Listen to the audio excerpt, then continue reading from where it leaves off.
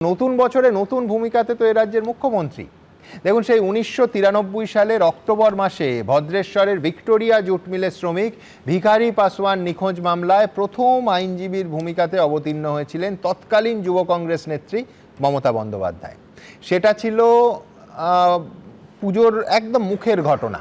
আর এখন তার 33 বছর পর ভোটের মুখে মুখ্যমন্ত্রী মমতা বন্দ্যোপাধ্যায় আজ ঘোষণা করলেন যে এসআইআর রুখতে তিনি সুপ্রিম কোর্টে গিয়ে মানুষের হয়ে সওয়াল করবেন। আমি প্রথমেই আসবো বিজেপি নেতা শঙ্কুদেব পান্ডার কাছে। অর্থাৎ তৃণমূল মনে করছে যদি রাজধানীতে দাঁড়িয়ে নির্বাচন কমিশনকে ভিলেন বানিয়ে গোটা দেশের সমস্ত সংবাদ মাধ্যমের নজর টেনে এসআইআর রুখতে সুপ্রিম কোর্টে দাঁড়িয়ে সওয়াল করা যায়, তাহলে পশ্চিমবঙ্গের ভোটে সরাসরি ডিভিডেন্ড পাবে তৃণমূল। রাজনীতিতে দেখুন পারসেপশনটাই আসল।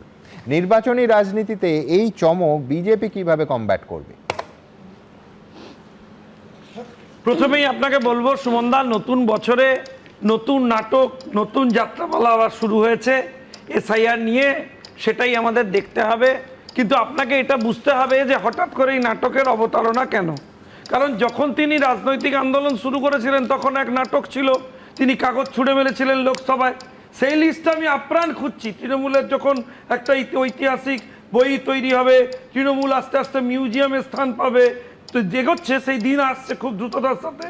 তখন ওই ঐতিহাসিক ডকুমেন্ট হিসেবে ওই ইতিহাসে স্থান পাবে মমতা বন্দ্যোপাধ্যায় যে কাগজটা ছুঁড়ে মেরেছিলেন। তাতে ঠিক কাদের কাদের নাম আছে সেই কাগজ আর আমি খুঁজে পাচ্ছি না। তো আমি চাইবো তিনি যখন সুপ্রিম কোর্টে হচ্ছেন এই নিয়ে বলতে যাবেন, তখন সেই কাগজটাও নিয়ে যাবেন। কেন হঠাৎ তার এই পরিবর্তন হয়েছে তার চিন্তা ভাবনা সেটাও বলবেন। তিনি নাকি লড়াই করেছিলেন no ID card no vote, এখনো 21শে জুলাই যদিও রিপোর্ট প্রকাশিত হয়নি, তো তিনি নাকি গণতান্ত্রিক প্রক্রিয়ায় নিরপেক্ষ নির্বাচনের জন্য তার এই লড়াই ছিল। আজকে এই গত কদিনে তিনি যা করেছেন তাতে স্পষ্ট হয়েছে যে তিনি ভয় পাচ্ছেন।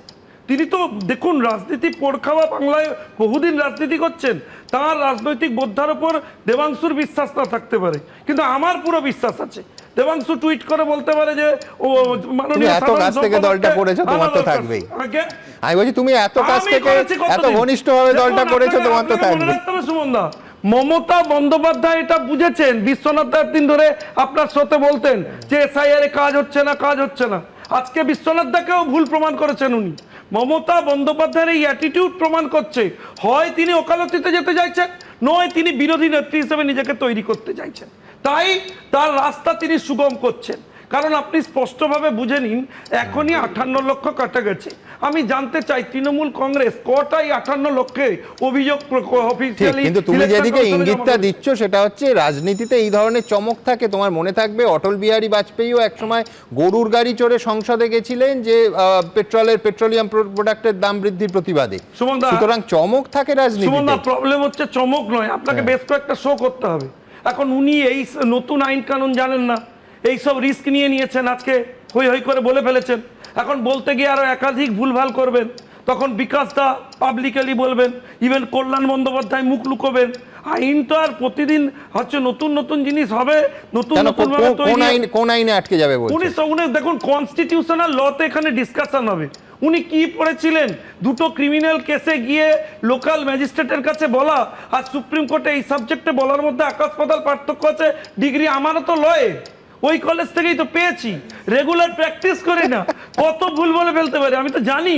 তখন একটা হিতে বিপরীত, আমার মনে হয় ওনার পুনরায় সিদ্ধান্ত বিবেচনা করা উচিত। কিন্তু আমি একটা ভয়ঙ্কর দিক বলেই আমার বক্তব্য শেষ করব 2 লাইনে।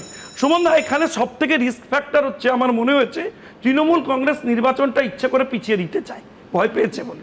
তৃণমূল কংগ্রেস কোনো না কোনোভাবে চাইছে কোর্টে গিয়ে যাতে এটা ডিলে করা যায়। ভালো, তাতে যদি পরিস্থিতি এমন হয় যে বাংলায় রাষ্ট্রপতি শাসনে দ্বারা ভোট চাল, তাহলে তাই হবে। কারণ এটা হওয়া দরকার। এদেরকে রেখে ফ্রি অ্যান্ড ফেয়ার ইলেকশন করা পসিবল নয়। 7 লাখ ভোটে একজন জেতেন, সেখানে মুরুগনের মতো একজন আইএএস যাবেন ইনভেস্টিগেট করতে, কি অসুবিধে? জ্বালা কোথায়, কোথায় প্রবলেম? আপনি ভাবুন, আমি দেখলাম যে র্যাম্প বানিয়েছে। আগে মাটি মানুষ ছিল তৃণমূল কংগ্রেস, এখন মাটি টাটি বাদ দিয়ে র্যাম্প হয়েছে তৃণমূল কংগ্রেসের। তা র্যাম্পে 3 জন ভূত উপস্থিত করেছে। আমার প্রশ্ন, এই ধরনের চিত্রনাট্য কেন তৈরি করেন যেগুলো ধরা পড়ে যায়? এই যে র্যাম্প, আমি সরাসরি অভিযোগ করছি ইলেকশন কমিশনের উচিত এফআইআর করে খতিয়ে দেখা যে এই সমস্ত এদের ক্যাম্পেইন প্ল্যানিং এর পার্ট কিনা। কারণ 3 দিন পর না, এটাও তো খতিয়ে দেখা উচিত যে ওই তিনজনের সত্যি সত্যি নাম কিসের ভিত্তিতে বাদ গেল। বেরোবে সত্যি অফিসার কারা 24 পরগনায় একটা ওসি পোস্টিং হয়, একটা ভিডিও পোস্টিং হয়, কালীঘাটের অ্যাফিলিয়েশন ছাড়া হয় না। ওখানে ওরা এইসব করেছে অফিসারদের ব্যবহার করে, ওই জন্য ইয়ারদের বিরুদ্ধে এফআইআর হয় না। আপনি লিখে নিন সুমনদা, আপনার হেডলাইন আসছে, কোনো না কোনো র্যাম্পে দেখবেন 4টে ছাগল নিয়ে হাঁটবে, বলবে এই দেখুন কারে ছাগলের ছবি আছে, করে ফেলতে পারে। এটা ওদের ক্যাম্পেইন প্ল্যানিং। বেশ, এর পরের বক্তা অবশ্যই দেবাংশুর কাছে আসতে হবে। এই জন্যই মমতা বন্দ্যোপাধ্যায়, এই জন্যই মমতা বন্দ্যোপাধ্যায় স্ট্রিট ফাইটার, এই জন্যই মমতা বন্দ্যোপাধ্যায় ভারতবর্ষের মধ্যে এখনো শেষ দেওয়াল হিসেবে বিজেপিকে আটকে রেখেছেন, যেটা পিনারাই বিজয়ন বা এম.কে. স্টালিন যাদের কথা আপনি বলছেন, তাদের কিন্তু সরাসরি বিজেপির বিরুদ্ধে লড়াইটা নয়, তারা সংঘবদ্ধ একটা জোটে লড়াই করছেন।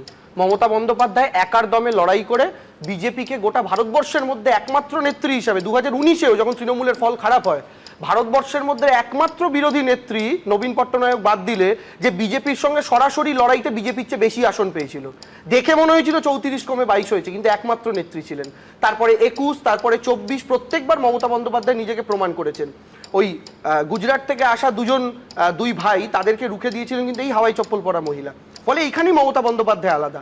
মমতা বন্দ্যোপাধ্যায় একই সঙ্গে শাসক, মমতা বন্দ্যোপাধ্যায় একই সঙ্গে বিরোধী। দেবাংশু, তাহলে কপিল সিব্বাল বা অভিষেক মনু সিংভির ওপর এই ক্ষেত্রে ভরসা রাখা যাচ্ছে না? না, সবাই আছেন, কিন্তু দেখুন সবকিছুর তো একটা প্রতীকী বা আপনি সিম্বলাইজও করাও বলতে পারেন, যে আমি আমার প্রোটেস্টটা সর্বোচ্চ জায়গায় গিয়ে রেজিস্টার করলাম। আমরা কি সেটা করতে পারি না? এই যে আমরা কালো পতাকা দেখাই, তো কালো পতাকা দেখে কি ভয় পেয়ে সবাই চলে যায়? দেখে না তো। আমি আমার প্রোটেস্ট রেজিস্টার করলাম। আমরা গো ব্যাক বলছি, আমি আমার প্রোটেস্ট রেজিস্টার করলাম। আমার গো ব্যাক দেখে কি নরেন্দ্র মোদী হেলিকপ্টার থেকে দেখতে পাচ্ছেন না পালিয়ে যাচ্ছেন? কোনোটাই তো হচ্ছে না। প্রোটেস্ট রেজিস্টার করা। মমতা বন্দ্যোপাধ্যায় প্রথম থেকে এসআইআর নিয়ে যে স্ট্যান্ড পয়েন্টে আছেন, আজও তিনি সেই স্ট্যান্ড পয়েন্টেই আছেন, এটা বোঝানোর জন্য। কারণ দেখুন সুমনদা, আপনি যে প্রশ্নটা আমায় দ্বিতীয় স্তরে করলেন যে তৃণমূল কি ভয় পাচ্ছে, আচ্ছা আমি একটা কথা বলুন, এখন অব্দি টোটাল জনসংখ্যা নিরিখে যে ভোটার বাদ যাওয়া, সেটা বাংলায় সবচেয়ে কম তুলনায়, 2.5 কোটির বেশি ইউপিতে। একদম ইউপিতে পার্সেন্টেজ ওয়াইজ যদি দেখেন, গুজরাটে 9%, সেটা বাংলায় 5-5.5%-এর কাছাকাছি। তাহলে সুমনদা, এবং তুমি এই বাদ যাওয়া 58 থেকে একটা বড় অংশ ধরতেই হবে যে ঢুকবে। গতবারও তাই হয়েছিল। এবার আপনি আমায় বলুন সুমনদা, বাংলায় 5% বাদ গেছে, গুজরাটে 9% বাদ গেছে। বিজেপি বলছে তৃণমূল এই 5%-এর বলে নাকি 14 বছর জিতেছে, তাহলে এই 9%-এর বলে বিজেপি 25 বছর গুজরাটে জিতছে, আরো 4% বেশি। একই যুক্তি উত্তরপ্রদেশেও খাটে, কারণ ওখানে তো সরকারে ওরা। বিজেপি তো বলতে পারবে না কংগ্রেস ওই ভোটারদের ইউজ করে, কোনোদিন পারবে না বলতে। তাহলে কারা ইউজ করছে? তাহলে গুজরাটে 9% নিয়ে ওই যে মৃত ভোটারগুলো ঢুকেছিল, বাংলায় মৃত ভোটার বাদ যাওয়ার পর 24 লক্ষ বাদ যাওয়ার পর বিজেপি বললো দেখুন এগুলো তাহলে ছিল এতদিন। আর গুজরাটে যখন 25-27 লাখ মৃত ভোটার বাদ যাচ্ছে, ওগুলো তাহলে কোথা থেকে এলো? ওগুলো কোথায়? তো বক্তব্যের জায়গাটা তো সবটা গুলিয়ে দেওয়া হচ্ছে। কিন্তু সুমন, আলটিমেট প্রবলেমটা কোথায়? প্রবলেমটা হচ্ছে আজকে যে সাধারণ মানুষগুলোকে ক্যাম্পে গিয়ে উপস্থিত হতে হচ্ছে, তাদের যন্ত্রণার কথাটা তো কাউকে বলতে হবে। সেটা মমতা বন্দ্যোপাধ্যায় বলছেন। মমতা বন্দ্যোপাধ্যায় এই মানুষগুলোর যন্ত্রণার কথা আগেও বলেছেন, নোটবন্দির সময়ও বলেছেন। তখন গোটা দেশ বলেছিল হ্যাঁ দুর্নীতিবাজদের এই হবে ওই হবে। মমতা বন্দ্যোপাধ্যায় সাধারণ ওই 111 জন লাইনে দাঁড়িয়ে মরে গেছিলেন, তাদের পক্ষে একমাত্র আওয়াজ তুলেছিলেন। Only leader in India Mamata Bandyopadhyay. 15 মিনিটের বিরোধিতা রেজিস্টার করেছিলেন। প্রসেসটাকে স্ট্রিমলাইন করতে বলা এক, আর স্থগিত করে দেয়া, বন্ধ করে দেয়া একটা। তুমি স্ট্রিমলাইন করতে বলো না, আমি তো তোমার সঙ্গে একমত যে এই হয়রানি একটা ক্ষেত্রেও কেন হবে, কিন্তু পাশাপাশি এসআইআরটাই বন্ধ হয়ে যাবে। সুমন, আমি একটা কথা আপনাকে বলি, জুন জুলাই থেকে যখন আমরা এই বিষয়ে আলোচনা শুরু করি, আপনাদের এই প্যানেলেও নিয়মিত আলোচনা শুরু হয়, একদম শুরুতে তৃণমূল যে প্রবলেমগুলোর কথা বলছিল, তখন অনেকেই বলছিলেন না না এসব অত হবে না, এসব অত হবে না। আজকে 4 মাস পরে গরম পেরিয়ে আমরা শীতে পড়েছি, মাঝে বর্ষাও পেরিয়েছে, পুজোও পেরিয়েছে, আজকের দিনে দাঁড়িয়ে কিন্তু মমতা বন্দ্যোপাধ্যায়ের প্রত্যেকটা কনসার্ন সত্যি প্রমাণিত হয়েছে। এবিপি আনন্দ, এগিয়ে থাকে, এগিয়ে রাখে।